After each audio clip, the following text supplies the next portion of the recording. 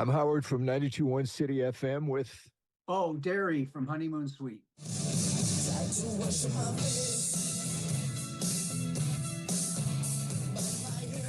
Let me take you back 40 plus years ago.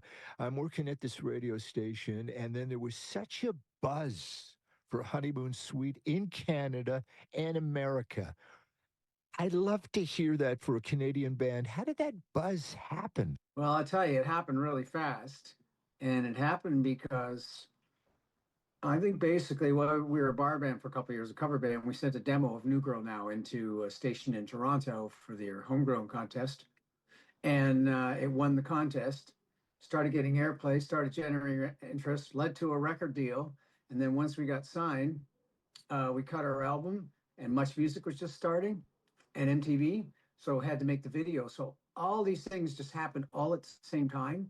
And that created a huge buzz. I love to hear that. So I'm a guy that loves radio, and I listen to Sirius Satellite. I still hear Honeymoon Suite being played on the American satellite stations. It's great, man. Those songs have just keep coming around. It's on Hair Nation and all the other ones. I mean, they're kind of in the fiber or in the ether of the '80s rock, of course, in Canada, and even in the U.S. You got New Girl Now and Feel It Again.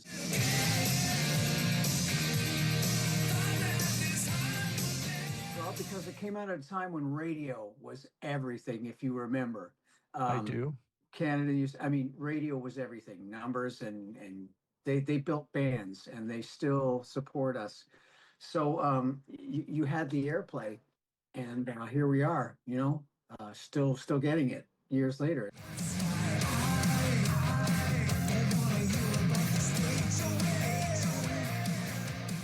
I love going to a concert, and there's a double-sided coin to this. When a band respects the original tune and they do not deviate from what that sounds like. And I want to tip my hat off to you guys. I have it in my memory bank how the band should sound. Has that always been a philosophy of the band? Yeah, it has, and I couldn't agree with you more. When I go see a band, I want to see the band. I mean, preferably the original band, the band that played on the recordings, which is a big bonus, and to play them as they were recorded. That's what we do. Number one, we've got the original guys. So Dave and Gary, they played on all those songs. So when we play live, that's them. And it's true. We're very meticulous about staying true to the original recording.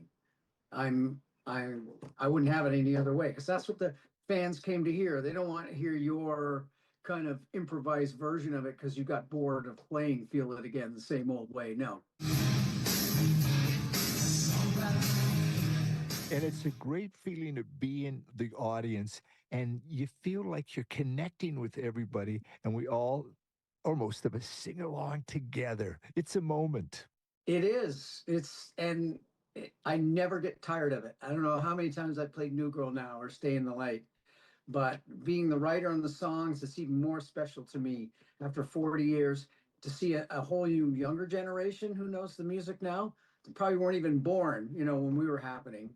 So great music does that. It sticks around for a long time. Which is that one gig that you were on a bill with, fill in the blank, a certain band that just made your night, made the year? I think it was New Year's Eve in 1980, 85, 86, somewhere in there. We had the pleasure of opening for Ted Nugent in Detroit at Cobo Hall. Okay.